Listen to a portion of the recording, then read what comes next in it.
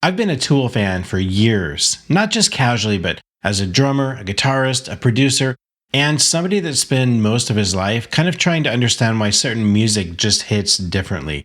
And I've used Tool as reference tracks for clients.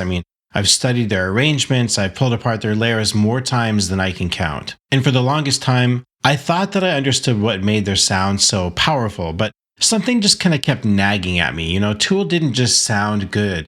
They had both like ancient and futuristic going on at the same time, and they really hit in a way that didn't line up with the usual influences that people talk about when they talk about Tool. So I started digging, and I mean really digging, and what I learned and found wasn't just a list of influences for them, it was really kind of a hidden musical lineage that stretches almost 100 years back. I'm talking blues, psychedelia, modern classical, jazz fusion, world percussion, a chain of experimentation and rebellion, really, that most fans maybe never hear. So today, I'm going to show you that lineage firsthand, the real roots beneath the riffs and the rhythms, and I promise you're never going to listen to Tool the same way again. The first clue showed up for me the first time I really started listening with more intention, kind of like studying music in school.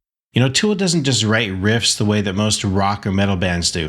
Most bands are going to start with chord structures or melodies and then build around that. But Tool actually builds around patterns and cycles, and repetitions evolve slowly over time in their music.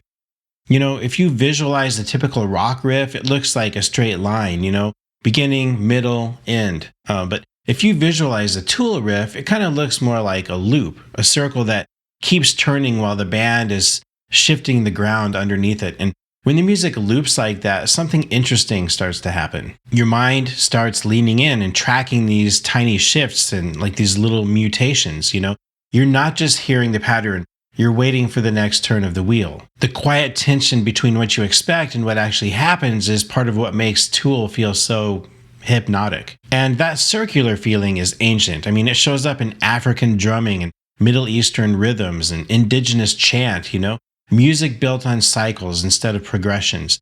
And once I saw that, I realized Tool wasn't just a heavy band. They were tapping into something older than rock itself. Here's something else that surprised me too.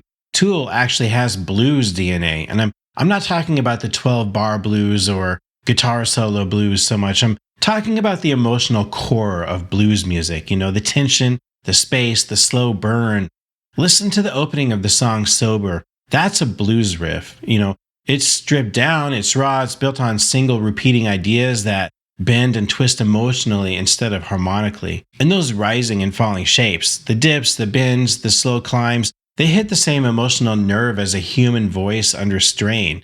That's why a simple repeating idea in the song Sober feels heavy even before the distortion kicks in.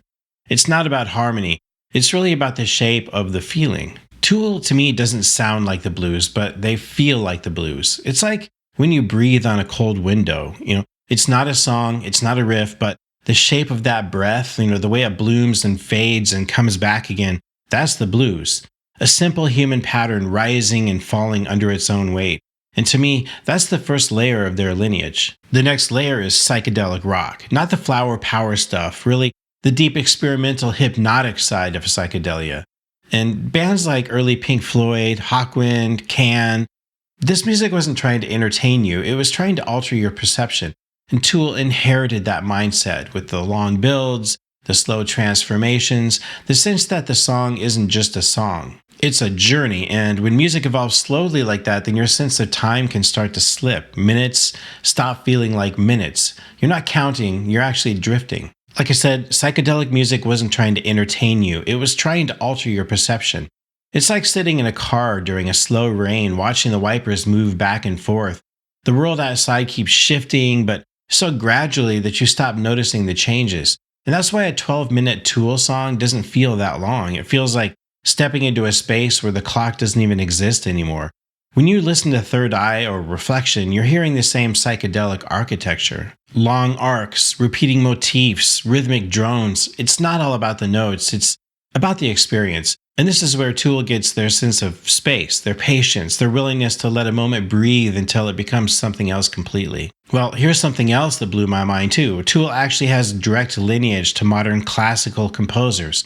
Thinking Stravinsky, Bartók, Steve Reich, composers that broke rhythm apart and rebuilt it from scratch.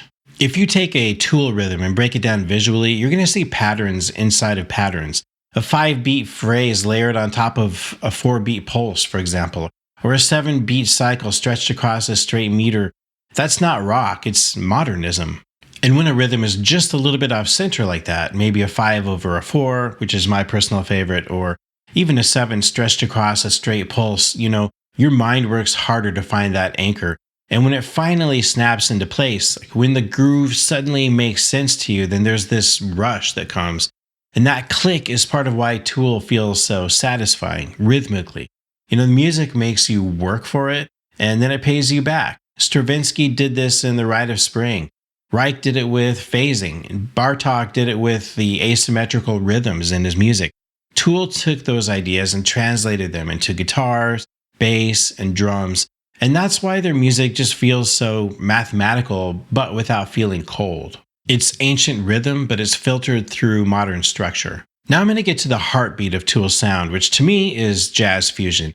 And I'm not talking about the smooth jazz stuff. I'm talking about the chaotic, experimental, rhythm-driven fusion from the 1970s. Bands like Mahavishnu Orchestra, Weather Report, even King Crimson's later eras. This is where Danny Carey's drumming lives.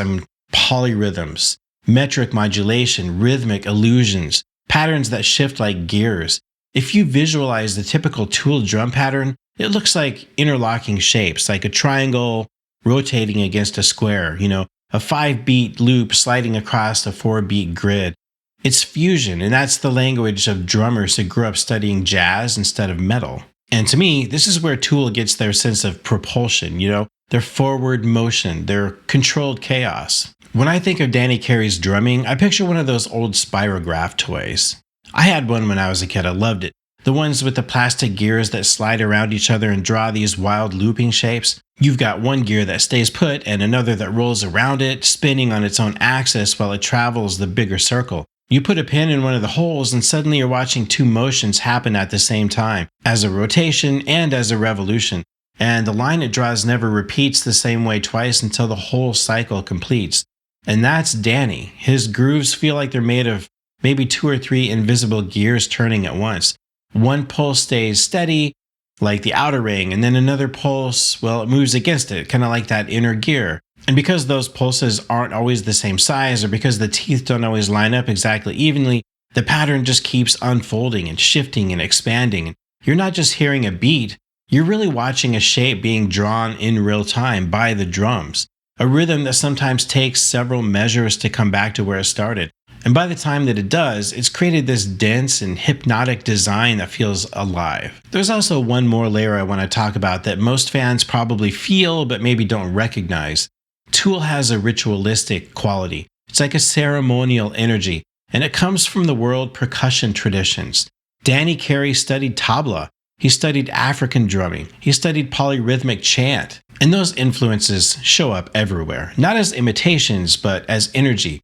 Certain rhythms don't just hit your ears. They sync with you. Your breathing, your focus, even your heartbeat starts lining up with that pulse. To me, that's why the opening of that song Disposition feels alive. It's not just a pattern, it's really a pulse that pulls you right into its orbit. This is why Tool feels ancient and modern at the same time. They're pulling from traditions that predate Western music entirely. Here's the part that ties it all together for me. Tool doesn't stack influences, they spiral them. Imagine a spiral. Each loop adds a new layer. Blues at the center, psychedelia around it, and modernist classical wrapped around that, jazz fusion on top, world percussion woven through the whole thing. Every single Tool song is built like that. A simple idea at the core, layers added slowly, patterns evolving, tension rising, release delayed until the exact right moment. And here's the deeper truth about it. A spiral isn't just a musical structure, it's a human one. We don't grow in straight lines, we revisit the same ideas, the same emotions, and the same patterns over and again, but each time from a slightly different perspective. Tool writes music kind of that same way. Their songs feel like inner work, kind of like transformation. And to me, this is why their music feels alive. It's not linear, it's not predictable, it's a spiral. So why does any of this even matter? I mean, why spend weeks digging through a century of music to understand one band? Well, because Tool didn't come out of nowhere. They're the result of a long, messy, beautiful history built of musical rebellion. And when you understand that history, their music hits you even harder. You hear the spirit inside of the riffs, and you hear the ancestors inside of the rhythms, and you hear the lineage. And once you hear it, like I said, you can't unhear it. If you walk away from this video with just one thing, I want it to be this. Tool isn't just a band. They're a bridge, like a bridge between the past and the future, between ancient rhythms and modern structures, and between emotions and mathematics, and between chaos and control. And if this video opened that door for you even a little, then I hope you're going to explore it even further. Go listen to the artists that I mentioned. Go trace the lineage yourself. Go hear the roots beneath the riffs. And if you want more deep dives like this one, or if you want me to explore the hidden DNA behind other artists that you love, stick around and let me know, because there's a lot more coming. Thanks for watching and enjoy the spiral. I'm Kevin from Innovaniac Music, and we help indie artists produce amazing music and start to build their growing audience. Until the next video, dream big and create boldly. 100 miles per hour on that see-through. All I ever had is to be true. More like Swiss cheese when I approach these words. They got holes in them, so deep you can fill them up and swim in them. Not advisable, I would try it though. Walk with a cane on a rainy day. Big teeth out, that's a smiley face. Lights on, lights off, I'ma make it happen. Wax on, wax off if you